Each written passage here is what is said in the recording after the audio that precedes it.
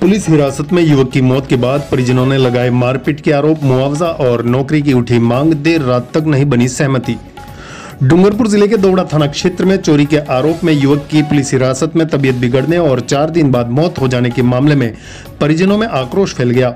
मृतक की पहचान देव सोमनाथ निवासी दिलीप आहारी उम्र 19 वर्ष के रूप में हुई। पुलिस ने शुक्रवार को बस्सी सीनियर स्कूल में हुई चोरी के मामले में दिलीप को डूंगरपुर शहर से हिरासत में लिया था। पूछताछ के दौरान उसकी तबीयत बिगड़ी, जिसके बाद उसे जिला अस्पताल और फिर उदयपुर रेफर कर दिया गया था। मंगलवार को इलाज के दौरान डॉक्टरों ने मृत घोषित कर दिया। परिजनों ने बुधवार सुबह 9 बजे जानकारी देते हुए बताया कि पुलिस ने थाने में दिलीप के साथ मारपीट की थी, जिसके बाद उसकी हालत बिगड़ी। परिवार का आरोप है कि पुलिस ने मामले को दबाने की कोशिश की और इलाज के दौरान 2 दिन तक उन्हें बेटे से नहीं मिलने दिया गया। दिलीप की मौत की खबर मिलते ही परिजनों और ग्रामीणों ने कलेक्ट्रेट के सामने जाम लगा दिया। आक्रोशित भीड़ ने दोषी पुलिसकर्मियों को निलंबित करके मृतक के परिवार को 1 करोड़ रुपए का मुआवजा और एक सदस्य को सरकारी नौकरी देने की मांग रखी। इस दौरान आसपुर विधायक उमेश डामोर प्रतिनिधिमंडल कलेक्ट्रेट से वार्ता करने पहुंचा। विधायक गणेश गोगरा ने आरोप लगाया कि पुलिस ने 2 दिन तक मामले को दबाए रखा और अब मौत की पुष्टि कर दी। वहीं भारत आदिवासी पार्टी के सांसद राजकुमार रोध भी धरने में शामिल हुए और पीड़ित परिवार को न्याय दिलाने की मांग की। देर रात तक प्रशासन से वार्ता के बाद कोई समाधान नहीं निकला। फिलहाल हालात को देखते हुए बड़ी संख्या में पुलिस बल तैनात किया गया है और कलेक्ट्रेट और परिवार के बीच प्रशासन और जनप्रतिनिधियों के बीच वार्ता का दौर जारी है। आज पिछले 3-4 दिनों से एक संशय था कि आदमी के साथ जो मारपीट हुई थी और मारपीट के बाद ये था कि वो जिंदा है, वेंटिलेटर पे है, लेकिन बड़े दुख के साथ कहना पड़ रहा है कि एक क्रूर पुलिस अधिकारी कर्मचारियों की वजह से वो व्यक्ति आज हमारे बीच में नहीं रहा है। और जो समाजजनों के द्वारा, परिवारजनों के द्वारा और यहाँ पर समस्त पार्टियों के पदाधिकारी, सामाजिक संगठनों के पदाधिकारी सर्व सहमति से प्रस्ताव रख के सरकार के सामने रखा है कि जो पीड़ित परिवार के साथ या उस व्यक्ति के साथ जो हादसा हुआ है तो पीड़ित परिवारों को उचित मुआवजा मिले। मांग थी कि जो संबंधित थाना है उस थाने के पुलिस अधिकारी जो था और जो कांस्टेबल थे, जो जिम्मेदार लोग थे, उनको निलंबित बर्खास्त किया जाए, हमारी मांग थी।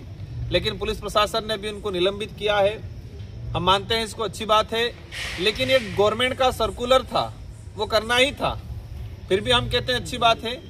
मेन बात यह है कि उस पीड़ित परिवार को राज्य सरकार, क्योंकि सरकार का फेलियर है, ये मानना पड़ेगा, सरकार को इसको स्वीकार करना पड़ेगा और सरकार की तरफ से मुआवजा देने की जो बात है, पीड़ित परिवारों की तरफ से, सभी समाजजनों की तरफ से पीड़ित परिवार को 1 करोड़ और सरकारी नौकरी मिले, ये मांग चल रही थी, ये चर्चा चल रही है। समाजजनों ने भी कहा है कि चलो ठीक है, छोटा मोटा थोड़ा कम हो सकता है। वो कह रहे हैं कि सरकारी नौकरी के बजाय संविदा नौकरी, तो ये वर्तमान में चर्चा चल रही है।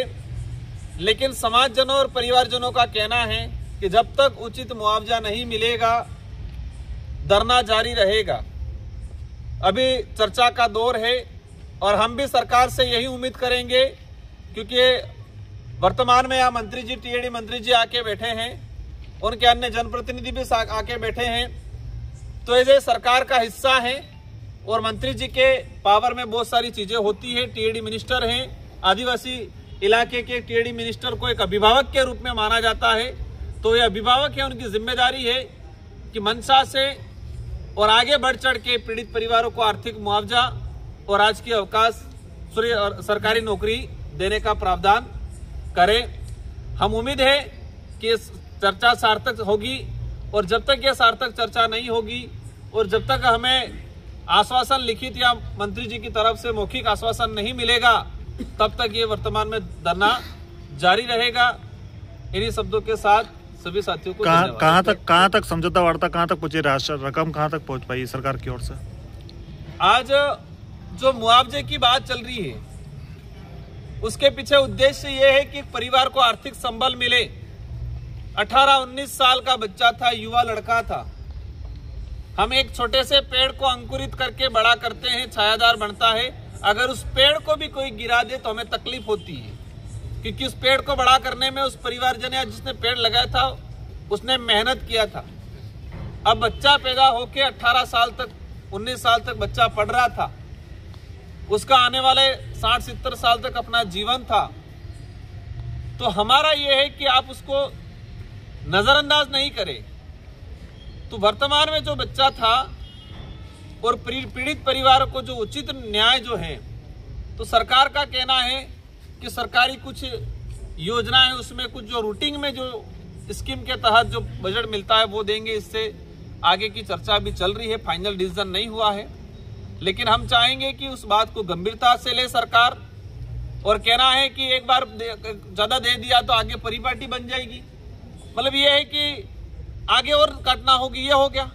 तो मुआवजा मांगने का पहला उद्देश्य है कि परिवार को संबल मिले, और दूसरा उद्देश्य, बड़ा उद्देश्य ये है कि ऐसा दंड हो ताकि दोबारा पुनरावृत्ति इस प्रकार की नहीं हो।